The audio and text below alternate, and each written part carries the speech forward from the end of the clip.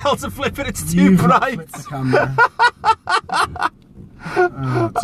There it is! Hey! Yeah, welcome to the Drive Down show. Again, it's not so much of a drive down as it is a drive across, I guess.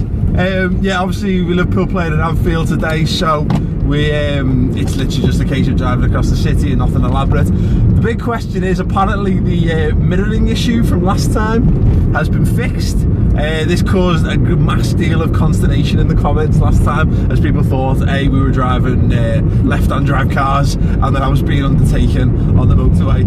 Now, I was driving fast enough to be overtaken by pretty much everyone else on there, but that's a different story. They weren't undertaking him, that's the thing. I wasn't being undertaken, that's the most important. But he was getting overtaken by lorries, which won't be happening today. Well, that was a deliberate, well, basically because we're on city streets. I won't let them.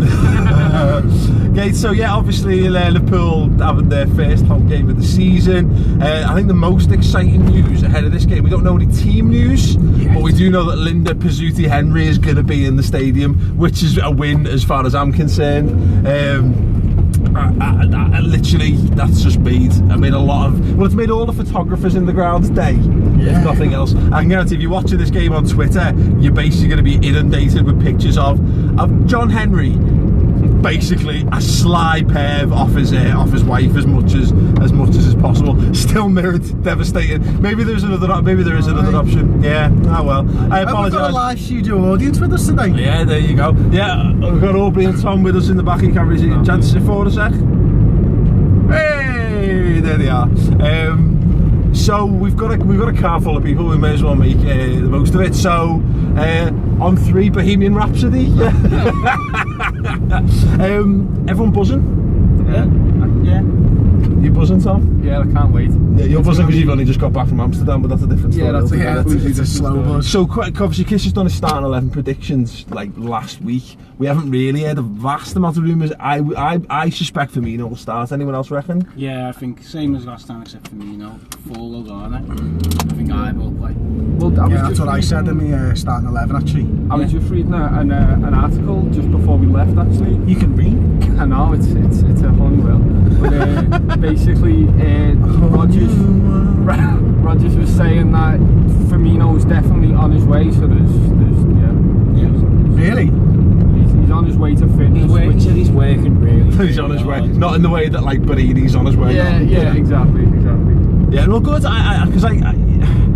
Because at what point in your fitness, what more does he have to do? Would it be like another 20 minutes appearances before he's then able to start a game and then he does 60 or whatever? I can't see him being, given that Phil Coutinho had the same summer. Yeah. I can't see him being that far off being the starting player. So we've got a question. How long is Firmino getting? Do you think? Yeah, we're actually discussing it at this very moment.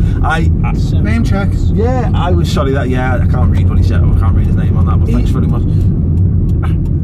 Just to throw devil's advocate out on it then. If he's struggling for his fitness and the team don't know him that well, is he better as an impact sub for the next few games, or do you have him run the stock from the start of the pitch and have the game won? This is something that I was in what you just said there. I was thinking to myself, you know what, bring him on. But what Paul said when we did the formation show, which is why I put Firmino in the starting 11, was you've got to get him game time sometime. 20 minutes ain't going to cut it. 20 minutes once a week just doesn't cut it. Like, he's had a full game last Monday. He scored a hat-trick. You want to sort of piggyback that. You know, he's coming in full of confidence. He can't always organise behind closed door games against shit teams. So yeah, get him in the game. Get him fucking with the Anfield crowd behind him. Get him started. He's got loads of confidence. Let him go out there and score. Get your best players on the pitch, and as well. Sorry, we had a comment there from the one behind the app. Mirrored will be sorted soon.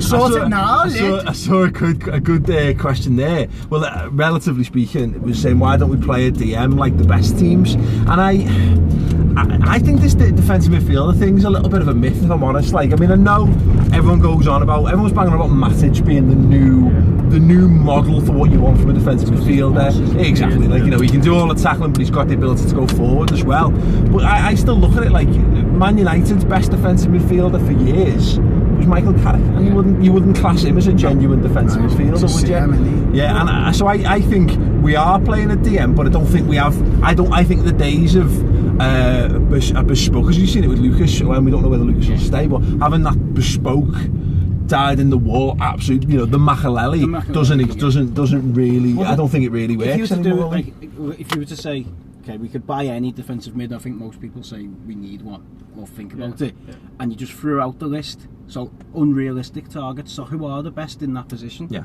and you're like, well, Busquets isn't that. He isn't a Makaleli, is he? No. He's not a Vieira of old or a Petit. Like that breaker down. Even Haman. They've moved on. The ones who do that position are very different. So you'd be looking at someone like hopefully Henderson can be our holding mid if that's the way we're going to set up. Yeah. Or Milner, or they switch between the two. Anyone watching? What's the sound like from the guys in the back?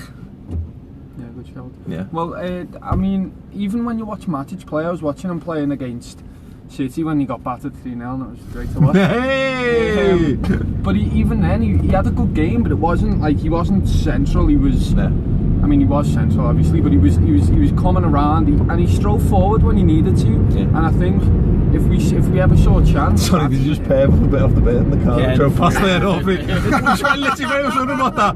Oh, I was from the back of the car. That was a miniature orgasm. Did you see it though? No, that car over there. I saw the back of it. I'll catch up with it, hang on. She's going over the flyover anyway. Welcome to Misogyny TV. So yeah, I think on the good sound is good. Excellent, better sound in the car than in the studio. Good to know. Well, let's move on. No. Can we have a window break? No. What happened to your car door? Oh, you can't. This is Liverpool. We've just found this car. My dad broke it, basically. Yeah. Don't look at it like that. Stop looking at it. What's funny is that 10 years ago, Chris was breaking cars, having sex with girls. Now it's just me on my own. Too fat. Well, yeah, getting back to the game, because that's where we are going. I'm excited for it because I think Firmino's the only.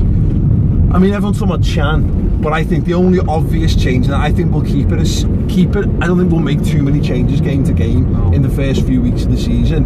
Firmino's the obvious one because you want your best players in your team, and Jordan Ibe is a phenomenal talent, but Firmino is your thing. Your £29 million, your big buy of the summer, Christian Benteke notwithstanding, you've got to get him in it and you've got to get him working with the players. So I don't quite know how that fits into the system. Do we lose a bit of width having Firmino in there? Potentially. It depends who you change it. Lallana doesn't play that. If anyone's watching this while they're driving the match, Old Swan, nightmare. Yeah. Go round. Because Ibe is your width. So it depends who you change, because it's a very different team if you change Ibe or Lallana, isn't it? Yeah. Because Lallana, from what I've seen of Firmino, Lallana and him are very similar. Yeah. As in they'll be looking to cut in a bit and they'll be looking to do the same as each other. Yeah. So I think if you go in for variation, you change Lallana for Firmino, you've got Ibe on the pitch, you can run up and down. Yeah. Whereas the other way around is, you'd argue based on experience and what they've actually done, that get your best players on the pitch would start Lallana and Firmino. Yeah.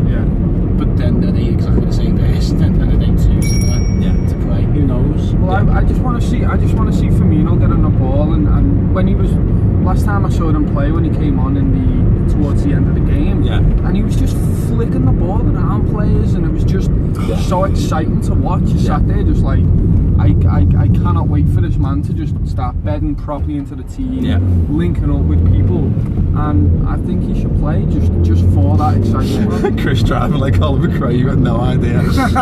I learned very early on in Chris Nash's friends. This has been it's probably about 15 years I've been driving in cars driven by Chris Pajak. The importance of having your feet planted. Don't just swing the car around. Your feet planted in the footwell at all times. He has to be in constant motion. It's like a really, very crap version of speed. You can't ever pull into traffic. You can't ever stop. You'd rather drive around and cut to 9 different fucking streets just to keep the car going. Yeah. It's amazing. But how excited are you for LFC Snapchat? 10. No. Anyone following them on Snapchat? No. Unless they're going to send me pictures of tits. Then I'll follow. Yeah. Absolutely. I reckon Ings. If Linda's running the Snapchat account. Yeah. I reckon Ings might be a surprise today. In what way? Only if he springs out of a fucking box on the halfway line. Yeah, to start. Well, we've just had someone there. Just go back to comments, Paul. Yeah, asking about who's our best backup, Ings or Origi. That's green, isn't it? That was green all day. Yeah. I think that I'm big up, green again. If any of the LPDs watching, this is perfectly legal driving. Sorry, go on.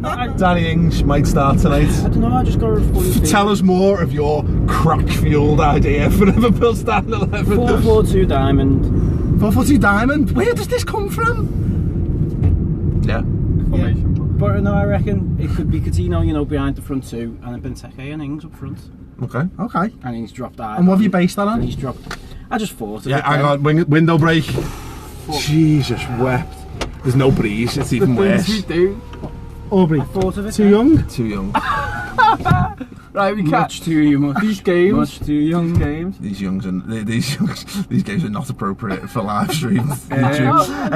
Drop Benteke when Sturridge comes back? Absolutely not. I've said about no. But Dylan. Yeah, sorry. There's a point. Sorry, the people who made this app make the names of the people more distinct because it's very hard to see when you sat back here. I know the app wasn't designed for this specifically. Work for us. So, but yeah, I look. Benteke is.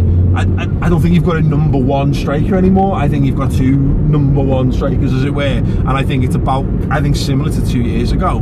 I think we're going to start off with one particular way of playing, and the success of Liverpool's season is going to hinge on how we make Benteke and Sturridge work as a partnership. You can't. The problem is, until he's come back and give us 20 games, 30 games in a season, you can't base anything on Sturridge. He's almost like completely superfluous, isn't he? Yeah. And he's hopefully he's a good superfluous thing to have. Yeah. But until you can rely on him, we can't. So we've got to go out. Well, this is our team. Yeah. Benteke's our main man. Few players in and around. But it's like this formation and this team doesn't make sense. It like what was the point of buying Ings and Origi if you get me, and with Sturridge in the wing? So it kind by of all accounts, Ings is a Rodgers signing and Origi wasn't. But what I mean is, I think that's kind of irrelevant to a point. I mean, what I mean is, not really though. No, but what I'm saying is that we only play one up front, and neither of those is even remotely like Christian Benteke. Yeah. So it says to me that we'll switch to a two up top formation at some point, and once we're playing two up top, I can see game time fitting. Yes, please, Garrett. Yeah, the lineup. We'll be stopped before the lineup comes out anyway. But the what Ings or Origi makes sense in a two up top alongside either Sturridge or Benteke. Yeah. That's my thoughts on it. I don't think Origi's that dissimilar to Benteke. They're not exactly the same. They're both Belgian. But you've seen elements in the pre-season of what Origi could do in terms of holding the ball. He's going to hold the ball better than Ings would. He can play in that type of way, and he does play along with Benteke for Belgium. Yeah. But I think it's Ings is your Sturridge backup. Yeah. And Origi is your Benteke backup. If that makes any sort of sense, the way they pretty much split them into a type maybe like that. Yeah. So I don't think there'll be many times when Origi and Benteke are on the field together at the same time. I think Ings will be playing a lot more at the moment because Sturridge as an option isn't there. I hope for Ings' sake, for his progression, taking Kremlin, mate. Yeah. he does quite well. Why is it being that way? Because otherwise, when Sturridge gets back, he's not going to get anywhere near the pitch. Yeah. And that's a problem for him. Yeah. But he's his former club, isn't it, today? Sure could. Is that Ings' former club? Yeah. Yeah. And Lallana's former club as well. Oh shit, yeah, I forgot. And Jamie Redknapp's former club if we're going to go start playing that game. Thoughts on Kovacic to Real and Otamendi City? Not asked about either of them. Kovacic just gone to Real? Well, Metro linking them. The same way that Liverpool, we're being like, well, yeah, fuck that, but like Otamendi again, search the Otamendi, just search his name, top article, the Metro. And again, I'm not saying they're the ones who fabricated that from the start, but again, until you're seeing it in the Echo, or you're seeing Tony Barrett and all that talking about it, because I think I tweeted out last night or whatever that about the fact that it's quite calm now that you've got Liverpool are being linked to a load of random. Get a grip, boys. Seriously. I'm waiting to go through the gap. Liverpool aren't being linked to a lot of random players anymore because we've pretty much done all our business. And then, lo and behold, fucking Thiago Motta and Laramendi and all that. I'm of the opinion now that if it happens, fucking cool. Any more transfer business Liverpool do in is just a wonderful cherry on top to the summer, pretty much. Yeah, you know what I mean? If we sell Lucas, should I say, as opposed to lose, because it's going to be a direct decision, isn't it? I think there'll be another signing in there. Yeah. Because as we talked about, or as you guys talked about the other week, if we're going to play three centre mids, we're pretty much using all of our centre mids. Yeah. So we kind of need Same lineup as Stoke, is that real? No. Team doesn't come off for 5 minutes unless that's Liverpool's official Snapchat. That's what BBC were.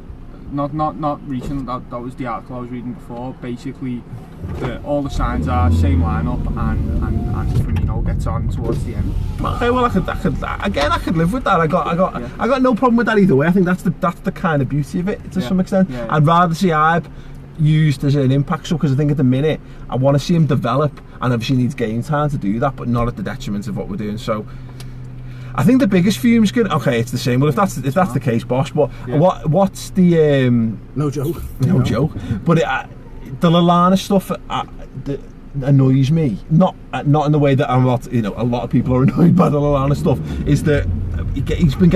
I think he got scapegoated a lot last week for some reason. He seems to have become the new Joe Allen or the new whatever. I still think it's going to be a big year for him, but I think he's going to be better as an impact sub himself. Starts the season, I've got no problems with him. He had a great pre-season. He looks dangerous whenever he fucking gets the ball in and around the box. He needs to add end product. He needs to start doing something. That's what his worth is to the team, because he's one of them players. If he doesn't score, you think, what's he really fucking done? Yeah, exactly. That's it. His strengths. You remember him for Southampton when he used to wank all over him on match of the day. Was him getting in, beating people in and around the box. He's doing too much work outside the box, but that was typical of how we played against Stoke. No, very few people made those penetrating runs in behind. It was only Henderson who really started to do it, and that was when we changed it up in the second half. In isolation on the opening day after what happened last season, it's not really enough to judge it all on, is it? I don't know. I can go either way with Lallana. I fucking loved him at Southampton. You saw him for those two seasons in the Premier League, and you were like, wow, England have actually produced a silky smooth, like a fella who's got the skills, and he's like considered on the ball, and he absolutely outplayed us. The Southampton game, which we ended up winning. But the first half, he was amazing, and he looked like the best player on the pitch, and that was a pitch that had Gerrard and Bostry and Suarez and Sturridge. For us now, he's blowing hot and cold, and he needs end product. Lallana for me, because he lacks a yard. If he had a yard of pace, he'd be a fucking well beater. But we would just spend a lot more than 25 million on him, to be fair, if that was the case. But the thing for me is, I keep saying about it, he's Yossi Benayoun for me. I think he's going to end up with 8 or 9 goals this season. Maybe double figures across all competitions. But he's fine. It's just at the minute, because we seem to have this. Trying to have this settled lineup to the start of the season, he's going to be in, but he'll be in and out. He's not going to be a starter every week unless he turns into a worldie. But I think he's got a ceiling. I don't think he's a 10 out of 10 player, but I think he's got flashes of it. David there's saying no Sacco in the squad again. Says a lot, that, doesn't it? It makes you wonder increasingly what's he doing behind closed doors, you know what I mean? What's he doing in training or not doing in training? Because ultimately is Toure doing more than him? Well, that's considering it was a toss-up, everyone was talking about it being Lovren and Sacco must be doing something wrong. I genuinely think something's gone on behind closed doors. I think he's thrown his dummy out the back, and that's what it's down to, because in my head there's no way that he isn't the next person in line behind Lovren. I personally think he's better than Lovren, but there's something must have happened for him to drop behind Toure, because quite honestly, and I love Kolo Toure, he's not good enough to be our first choice backup centre back. No, I think you're dead right there. No, it's a real shame. It's a real. Like I say, unless it still boils down to this whole thing of he's picked his team and his squad, and the bench is the bench, and that, which is weird. You know, I feel at the minute like it's kind of like making more. It's looking for excuses. You know what I mean? More than it is trying to find conspiracy, I guess. Like, I mean, it seems more likely at the minute. I mean, we've been calling out for a settled back four, and I mean, fair enough. The bench isn't like Sacco can go on the bench, but I mean, if Lovren's in there and they want to keep it consistent, we have the same back five pretty much. I honestly, I don't rate Lovren as highly as Sacco, but if we start forming a partnership, he could be so much better. You know? Yeah, absolutely. But it's just worrying, isn't it? Because then it leaves us with what, Toure and Laurie. Yeah. If he's even, and I love the way people mention Laurie as though we've got any idea whether he's even remotely good enough to be a Liverpool player. Exactly. But that's it. That's our depth. And like Gomez going to play every position in the back line. This is a point though, sorry, the comment here that Rodgers is stubborn as usual with no Emery, but I don't again, this is the problem I think a lot of people have got with the manager and the club in general is everyone's looking, if people aren't happy with it, they're looking to like make martyrs out of people and all this kind of stuff. Emre Can is not because Emre Can isn't good enough to be in there. It's again, it fits into what I think the system that we're trying to play. Yeah. I think it's great saying we look loads better for the last 10 minutes against Stoke away from home when we put Emre Can in there and did that, and that's and I think that we'll see more of that as the season progresses. Yeah. Like, but again, I got no problem with us being pragmatic for the first 3, 4, 5 games of the season. We've got to get points on the board, mate. That's what it's about. Exactly, like, you know what I mean. And you know, having that option to change things up is all well and good. The problem with it, like I say, is that if you go with a 3-man midfield of Emre, Henderson, Milner, you know, I actually can't find a fault in it. Where'd you go from there, though? If it doesn't work out and you concede earlier, I think as well. I think a lot of people have made more of Emre Can's performance last season, last week than it was. It's not as though we would all. People said he changed the game and all that. I think we were better, and our system and everything was more attacking, so it all felt better. Yeah. But I don't think it was him. Yeah, you know, entirely him. I think you could have put a lot of players. You know, you could just the change of formation was important. He just facilitated more attacking play and it was great tactical substitution. Yeah. That's what it was. Like. But anyway, right, we've arrived at our dodgy car park just down the road from Anfield, so we're going to wrap that up there. Let us know your thoughts in the comments below or alongside or whatever it is, because I'm not actually checking that out. What you think Liverpool's score, what the score is going to be today, what your thoughts are on the starting 11, etc. Go on, Chris. I'm breaking into the space.